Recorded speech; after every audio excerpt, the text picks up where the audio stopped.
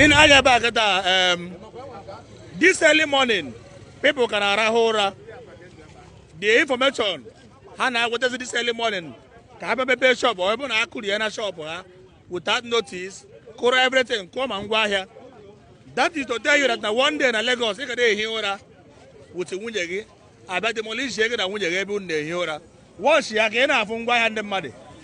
People's goods, Akuro shop, making it, come and go here. Mandinere cemento, mandinere fomo, mandinere electrical, mandinere everything. Not only this place, so I would have an introduction. When you go inside that place, it's about everything. Even though when Lagos demolition. How do you go too much? And our leaders no na Igbo. Even if you charge demolition name in Lagos, you call yourself a governor, you call yourself a senator, you call yourself a leader. Let me tell you, even in Nandi Igbo, they suppress and oppress in this country. You have to know you today. That is high time. It's high time. Every Igbo leader should wake up. No notice. Should wake up. Igbo should wake up. I forgot that Nandi Igbo is very, very dull.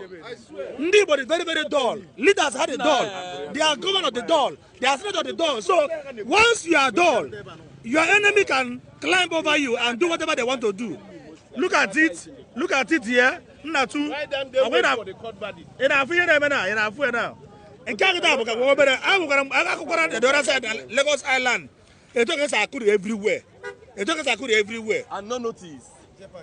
Well, Muan Wim, Ian, Wokane, Eturin Igbo by Yabo. Omeregu, Ike Mazele Colosi, Achuagi Megane, and I. Obron Achazi. Ekujakwa Japa for Ojuku Balondi Igbo. Mbaro trade fair, Kwamri Ogwafa. Yes. Omruku Ogwafa, Gimaboni Igbo Nole. Mani Magone Ebonye B, Kona Awashi. Mana ndị Igbo ba anyị na ndị bụ ndị welitere isi na Igbo ọ ya bụ ofu okwu ahụ ekwuru m n'isi ụtụtụ agba mfa sifa na ihe mere Igbo bụ na Igbo bụ na etesi anyị ọ bụ na onwere ihe anyị mere na nke emere anyị emekwa anyị ọzọ ya bụ onye emere echeta ga-emekwa anyị another one because na ka Chinefo ka a na plan more for we Igbos one language mere mgbe ofu onye pụtara kwuo okwu ọsọ na time shall come where Igbos will be no longer relevant in this country. Yes, and many people forgot that voice note na Igbos will be no longer relevant in the country. Ọ bụrụ na anyị nwabụ ndị Igbo n'anya anyị kpọrọ nwaanyị ndị Igbo na Igbo bụ isi na Igbo bụ nke abụrụ nke ọzọ mana Igbo onweghị eziokwu efu na ndị Igbo dị ka ewu apịrị amụ maka na ewu ọbụla apịrị amụ na ọdụ ka onye chiri fada mgbeba maka na anyị na-agbadi mkpa anyị nwere ego anyị na-eme ofuma anyị mara mma anyị na-eme ife ndị a niile mana ya da last anyị dị ka ndị a na-akpọ 1 minute man we don't last on things every time a na-damage anyị na-anọ na restructure mgbe ọbụla anyị na-arụgharị akụri arụgharị every 2-3 weeks a ga-akụtu a ga-arụgharị maka na ebe a na-ekwu okwu a bụkwana mmadụ ejiri allocation you know.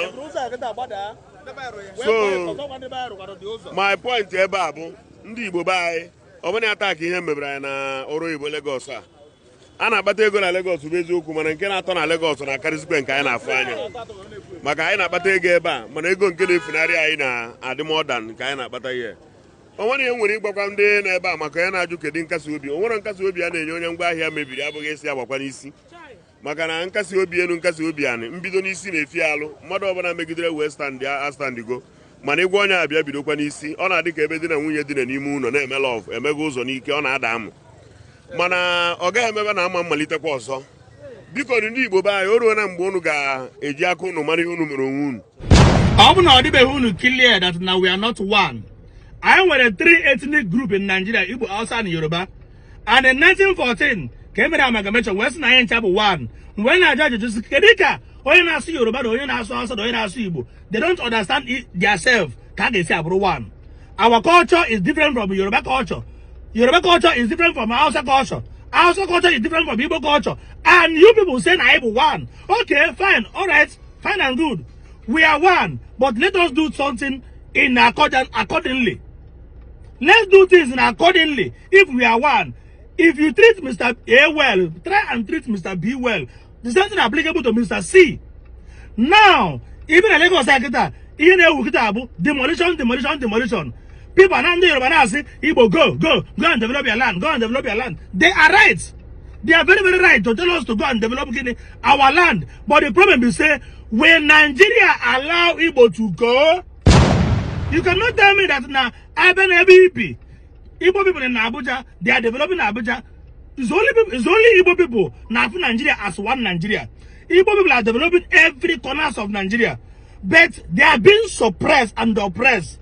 Now, the same Igbo people will that they want to go their land. They don't want to belong to Nigeria again. Can't you allow them to go? You are oppressing them, suppressing them, and still want them to still stay where their shop are being demolished. And if they complain, it's not Hanacho Biafra. If they complain, it's not Hanacho Biafra. You guys are pursuing us to go. And we want to go. You don't want to allow us to go. You want our business to destroy. You want our business to, vanish, destroy. We are not one, no. And in Ozobu, if they say, I want to go. I want to go. If you want to go, go! Go! Don't tell me without they don't want us to go. They don't want us to go. And then they don't. If you want to go, you do what? Go! That is how to go. What will you do? You don't need them anymore. Like Christmas, if you're not buying a buy, and you buy Roman, but in week, the quantity of here been an Igbo, been a Lagos, been Abuja, been a Bedi Shiche, another Christmas. We're not Christmas. We decide there, and we think when we're in again when you're about Igbo return home. Yes. Igbo need and Igbo need a return, one to a face in a new Webatano Ali Igbo. Oh, Maronia phone, dapo. I got you on the bell phone. Yes. I'm going to do Igbo. We're not an buy. Who is that bagger? He has no other kind of twelve. Maconobo Jugo, hold up, but everywhere. Mother Jubenine. I hear we're no for 3 months. Lagos are dry, yeah. You go there and go to the phone no for 3 months. I'm not 3 months. Oh, to a case, Yana, and the woman I know 3 months.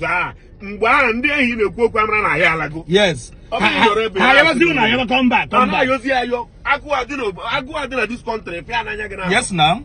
When you go home, you do something as a Torella. Nobody could say, I Torella. No, Christmas. Here, not 1 week. In all, na is to complete 1 month, 60 days. I know 1 month to Christmas. I think this year or last year. Igbo and now a long vacation on my and the dress. Igbo almost 1 month na east. If I turn a Lagos, it can be Igbo. Also, Bara.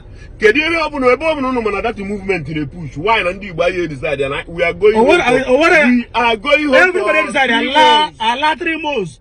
On about that Christmas, December 25, Lagos had a bubble on expressway, don't show. Go! Igbo Murus the Mozo, Odigo Koyade. And the one of Etosi Boni Dima and Etosi were Dodgia is no longer funny. Ade Kunkembe na trade fair. Dude, another. Oh, some island, and about an island and Kayaland. Plus this one. Obviously, you and I get chicken on till the buffet and before I matana and can't go too much.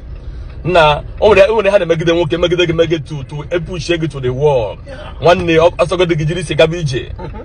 I won the Igbo. And I went twice to your cado. Yes. Kaya didn't know why I devour on a bow on your potoma, you couldn't saw Gafe. Or your during the Igbo, fish motie, or drop, or not go too much. Nah, can you go to go on your no? The enemy no Buddha, about Nigeria to go too much. Okadigaka. Or I didn't another say that Ejiro Apata Ufu Abogaraya. In a Chekotana after 2 years, they will come and scatter it for you. Here, Una could this here now, no notice. They were not allowed to carry their goods. They hear early in the morning, I be able to see all these things. Another man. Kaimari Hage, man. And I'm ending the blame good our leaders, Igbo politicians. Very wicked people. Very wicked without just selfish. Yeah, man, their pocket. Anywhere below face. That's what they do. For how long shall we continue to go through this kind of oppression in this country? One Nigeria, and you are deceiving you and myself. You know that we're not one. We are not one. We are not one. We can never be one. And we cannot be one. Because our culture are not the same thing. Yes. Our culture are not the same thing. I ain't a woman and ham and a woman in. In now, they say an Igbo man cannot rule Nigeria. But we are doing business. God is blessing us. We are doing very well. Okay, make una take the presidency. Make we do our business. Kaila. Ola. Make una carry na presidency. Yes, he said where we go. We go. We go. Fine and good.